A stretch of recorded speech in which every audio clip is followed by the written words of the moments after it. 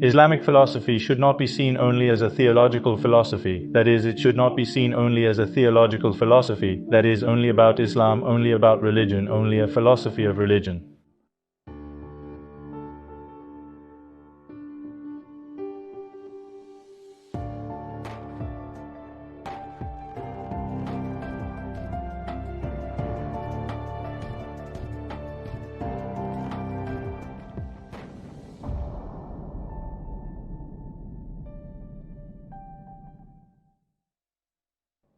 Hello everyone from Istanbul School. Dear audience, we continue to talk about Islamic philosophy. Our guest is Prof. and Dr. Mehmet Cüneyt Kaya.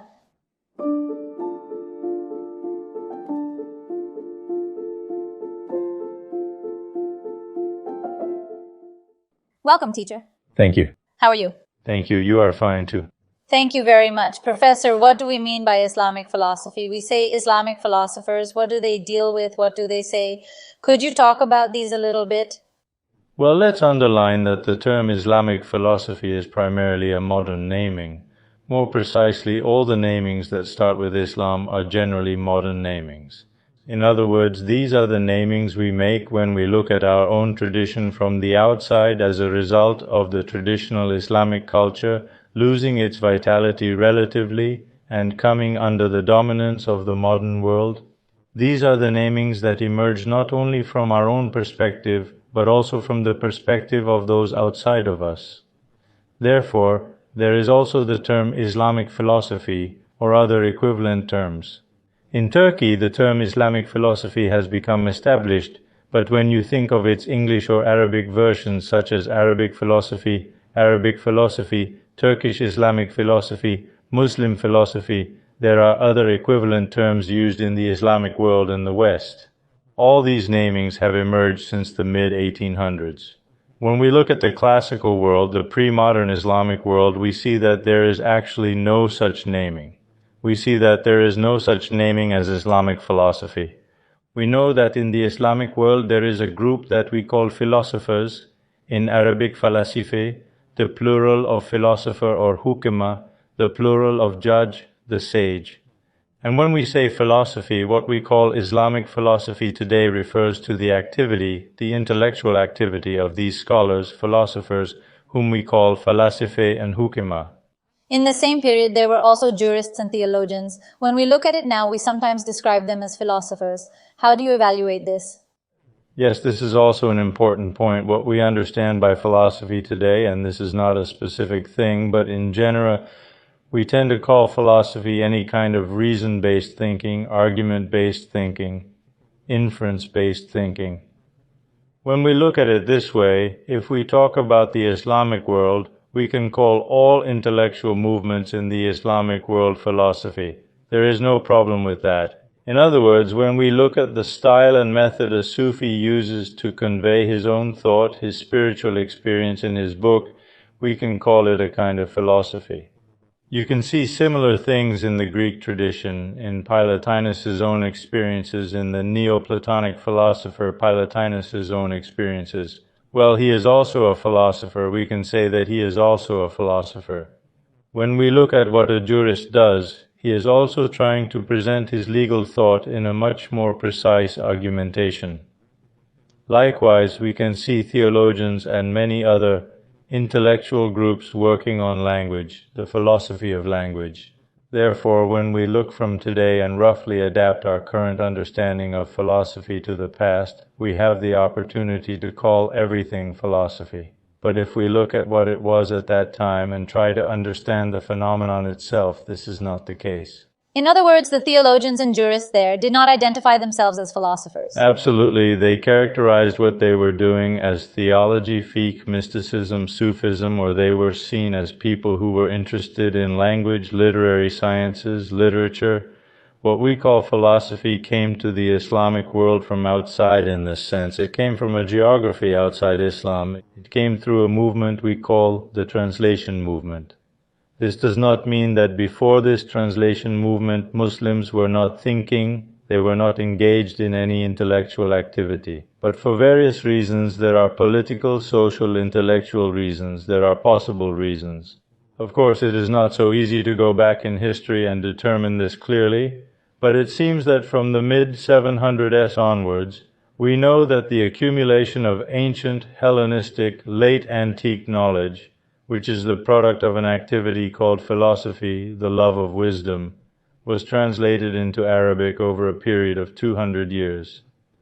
Let's say in a period from roughly 750s to 950s, we know that a huge literature was transferred to Arabic by translating what was available at the time directly from Greek, or from Greek to Syriac, or from Syriac to Arabic. As a result of this transfer, the concept of philosophy was transferred to Arabic as philosophy. In other words, the word philosophy has no origin in Arabic. As a result of this translation movement, it was introduced to the Islamic world in Arabic.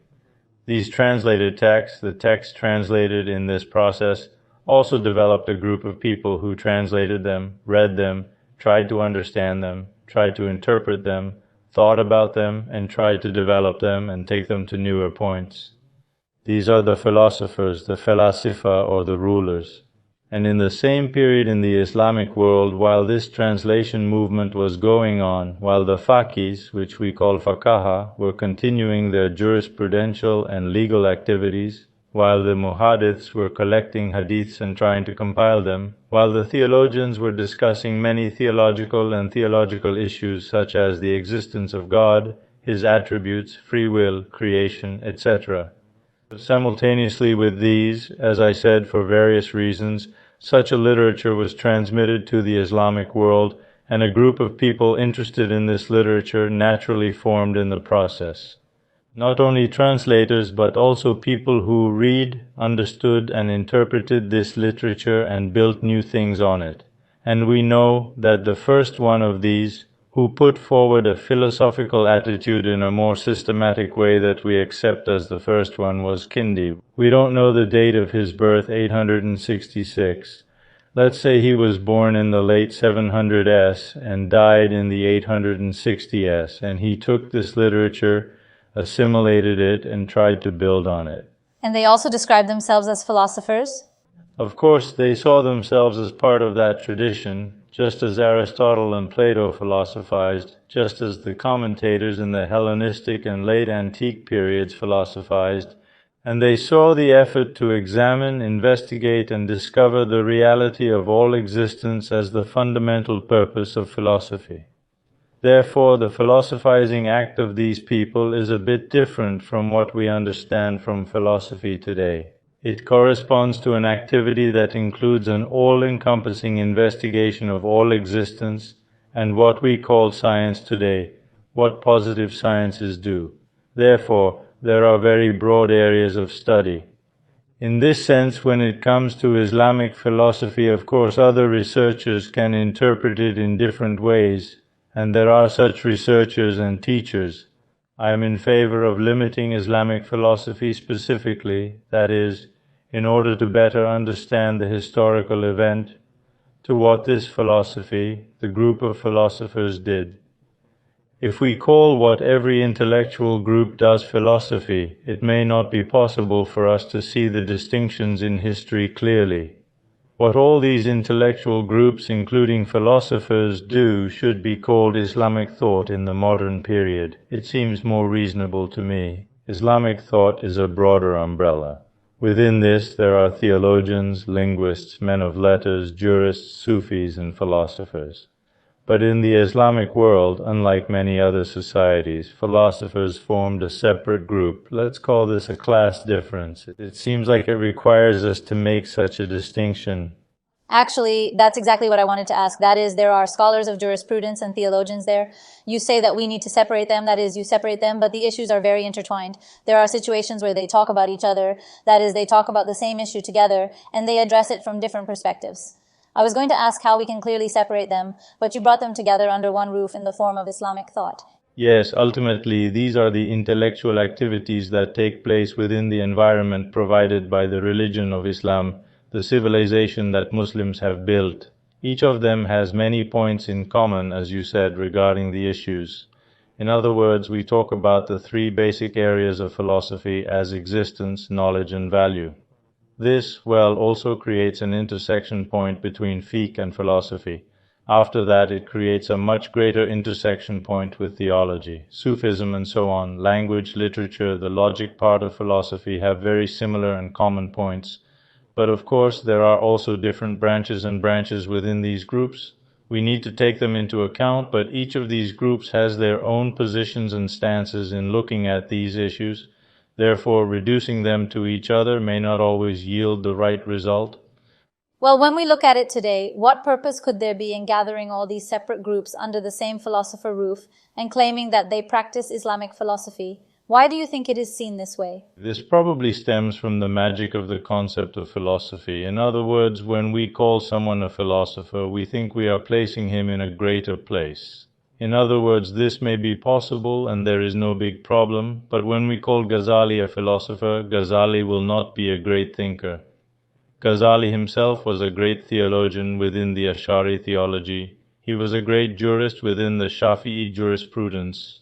He was also a Sufi who advanced within Sufism. At least that is how he defines himself. That is how he seems to be. He never called himself a philosopher. He had a very serious conflict with philosophy and philosophers. He wrote an independent book to show their inconsistency. Of course, when we look at Ghazali's texts, we can see that he is a thinker who fits this very broad definition of philosophy today. In other words, what does Ghazali do? He presents all his views within a rational justification. He presents them within arguments. He is someone who has written and spoken about almost all of the problems or areas of existence, knowledge, and value. Systematically and causally. Yes, he reveals all of these. Therefore, by looking at this definition, we can see him as a philosopher. But when we call him a philosopher, it may be a bit difficult to answer the question of why he, as this great philosopher, wrote about the inconsistency of philosophers. That is why I am in favor of evaluating the historical fact within itself. But as I said, this does not harm the value of those philosophers or those thinkers in any way. So what was the structure of this group of philosophers that we mentioned? How should we view it? Yes, this term Islamic philosophy has some wrong connotations. The term Islamic philosopher is the same. It might be good to clarify that too. First of all, when we look at this group of philosophers at that time, we are faced with such a view. There is a very cosmopolitan structure. This group of philosophers is not a group consisting only of Muslims. They are not just Muslim philosophers. First of all, the important actors of this translation movement, the translators, are mostly Christians. Apart from that, we are faced with many non-Muslim elements who were involved in this philosophical activity beyond being translators. When we look at Farabi's teacher, his students, or many important philosophers who lived at that time, we see that they were non-Muslims, Christians, mostly Christians, a few Jews, and even some Sabian names were included in this group. In this sense, Islamic philosophy is not just a name for the philosophical activities of Muslim philosophers. When we use this name today, we do not mean this only. Muslim philosophers had a very dominant role here at that time. The great system-founding philosophers are Muslim philosophers such as Kindi, Farabi, Ibn Sina, Surawardi, Ibn Rushd. But there is a very cosmopolitan structure, both in terms of race and religion. This is also related to the structure of the Islamic world at that time.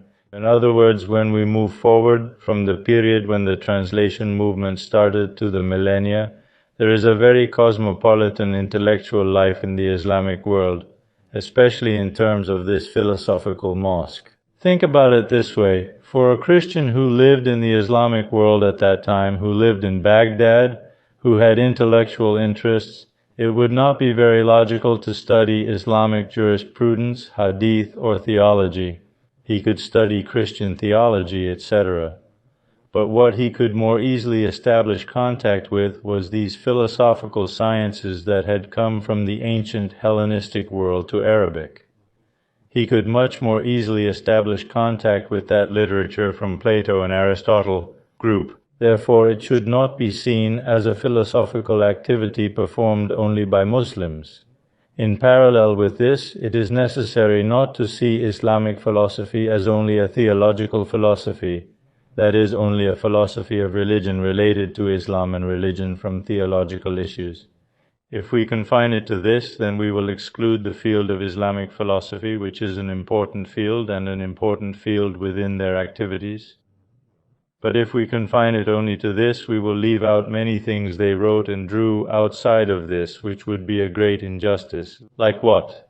In other words, these philosophers left us a huge logical literature. There was no theological element in this logical literature. They created a huge logical corpus by following, developing, and refining Aristotle's logic a lot. Propositions, types of syllogisms, then types of premises, how and under what conditions, what conclusions will be derived from these different types of discourse that we call the arts.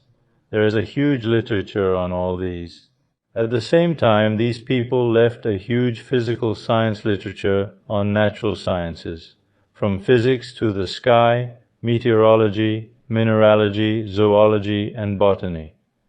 Today it seems to be in the field of the history of science, but these are actually part of the philosophy of the great system-building philosophers.